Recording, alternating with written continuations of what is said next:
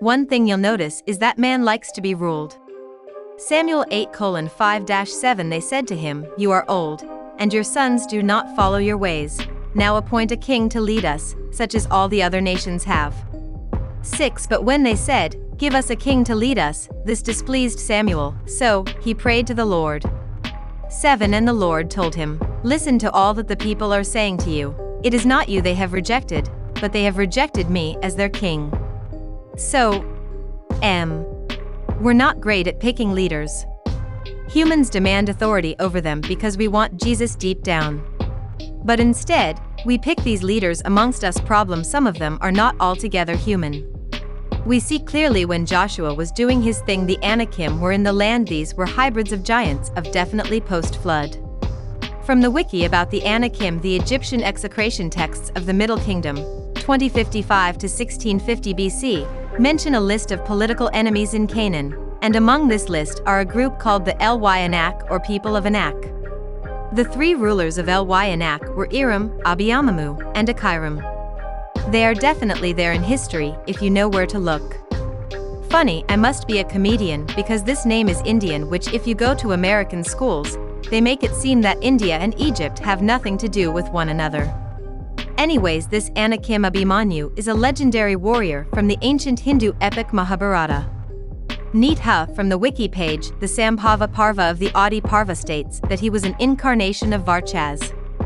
Also, Abhimanyu's posthumous son Parikshit saved the Kuru lineage from extinction, and became a legendary monarch celebrated both in the Mahabharata and in the Bhagavata Purana. The aforementioned Anakim was married to Krishna's sister. We'll get into Anakim and their protection of their women later. It's like a conservation effort, no really. From the site VedicFeed.com, apparently, her brother intervened to preserve their family line by saving Uthara's embryos. Sounds pretty advanced, right? You'll find that a lot while researching Anakim technological anomalies. So, there is one of many heroes of old in Indian history. There are many more around the world. Here let's do the next Anakim in Persia, this time neat. Okay, so Aram name used for the story of King Shaddad in the folklore, who was known for his obsession with making a perfect garden, and his passion for it got out of control. So, let's get this King Shaddad, a character of the Persian folklore mentioned of Arabian Nights as well as the Quran. Son of the Ad al-Miltat ibn Saksak ibn Wail ibn Himyar, was mentioned as one of the many tainted lineage kings. He also was said in the Quran to be tied to the Iram of the Pillars, a very occult city related to the fabled Atlantis of the Sands. Now this far and I have to remind you, this all ties back to how we got to this point in American or Neo-Babylonian history. Just let's finish locating our friends first, please. Giants of Monty Primal. From the wiki, the Giants of Monty Primal are ancient stone sculptures created by the Nuragic civilization of Sardinia, Italy. Fragmented into numerous pieces, they were discovered in March 1974 on farmland near Monty Primal, in the commune of Cabras, province of Oristano, in central western Sardinia. The statues are carved in local sandstone, and their height varies between 2 and 2.5 meters. Tied to the giants' grave sites were giant obelisks that honor their gods or ancestors. More giants, but this bit from the wiki sticks out like a sore thumb. There are also structures similar to the block-type giants' tombs on the island of Malta, in the United Kingdom. And in Minorca. United Kingdom, of course, we have to look over this too. An excerpt from Redland's Daily Facts about a founding English ruler. Athelstan was a devout Christian, which was as much a political statement in his era as it was theological. The pagan warlords in the north lived on the backs of their serfs and dedicated a considerable amount of time to plundering other lands. They worshipped their many gods in forests, under open skies and in the home, and they also believed in a host of giants, elves, and other wonderful beings. Some kings loved giants, some seemingly hated them. I'd like to expound on this point later as well. You can find various big men in Hungarian folklore, also the legends of the Norwegian folk. Hungary has the tale of Hunir and Magyar, whom allegedly were tied to Attila the Hun. Hungarian folklore contains stories of Menrot allegedly related to Nimrod. Yes, that Nimrod who is supposed to be an ancestor. Nemrod moves to Persia. His sons Hunir and Magyar are the ancestors of the Huns and Hungarians.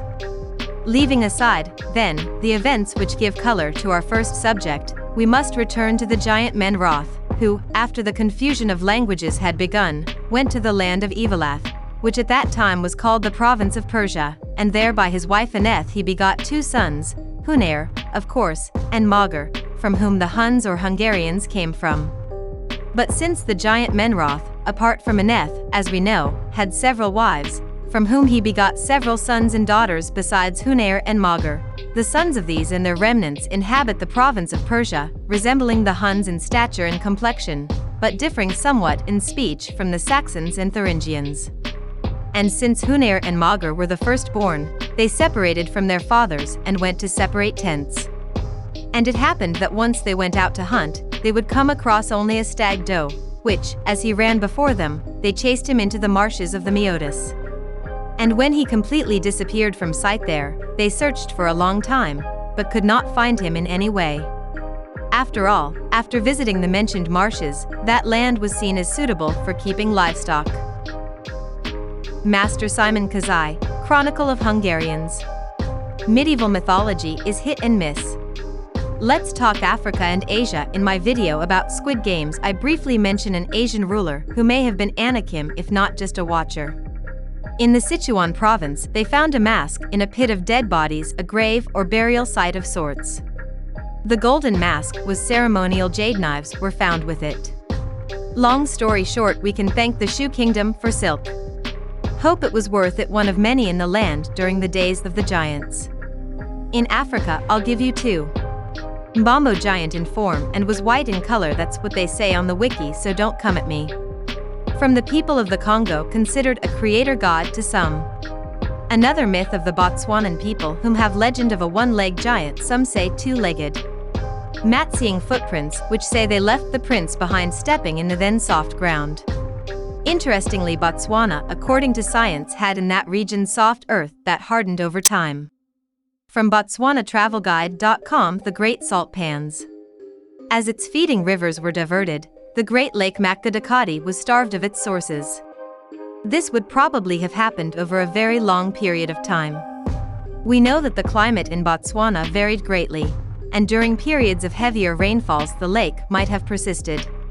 Geologists have identified at least 5 clearly different levels of the lake, each of which has its own identifying features that are still visible. And for each, the size of the lake must have been totally different. But eventually, starved of inflow in a drier climate, the lake shrank. With no known outflows, it would probably have already been very brackish. Now its remaining salts were concentrated more and more, and eventually crystallized out where the last of its waters evaporated, at its lowest point, where the pans are now.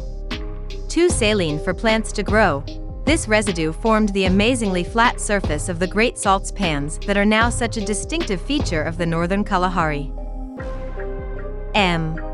There are a lot of founders around the world who just so happen to be giants. Let's do Armenia, who is legend around Hake, an alleged descendant of Noah. Of course, it's alleged that Armenian folklore was integrated into Christian lore. Weird how we always end up back to Noah and kids. Looks like the giant problem had found its foothold. Now we get closer back to America after our little trip. Inuit mythology is something often overlooked in the stories of giants, but they are far from the only indigenous group who has stories about giants. The mythology is peppered with tales of banshee-like entities, merfolk and their yoke, but hey look, giants. Inupasugjak, a tail humanoid able to pick up a full-grown seal by itself. Some strange facts about Nephilim: 1, when they die, they become demons because they are hybrid spirit and human. Think Legion from the New Testament. Also 2 Nephilim are offspring of angels who are albino almost or close to. And his body was white as snow and red as the blooming of a rose, and the hair of his head and his long locks were white as wool, and his eyes beautiful. And when he opened his eyes, he lighted up the whole house like the sun, and the whole house was very bright. Excerpt Book of Noah. Lamech seeing Noah and worrying that he was a Nephilim. I guess that's why World War Season 2's main villain likes fallen watchers so much. Okay, tinfoil for a tinfoil. Neanderthals has a lot of mystery about them having only certain groups test positive for the DNA or whatever. They are also alleged to have had very high-pitched voices for signing as well as speaking. Wonder if they are cover stories for Fallen 1 DNA. Neat now that we are here back in the good old US of a let's get some stuff straight.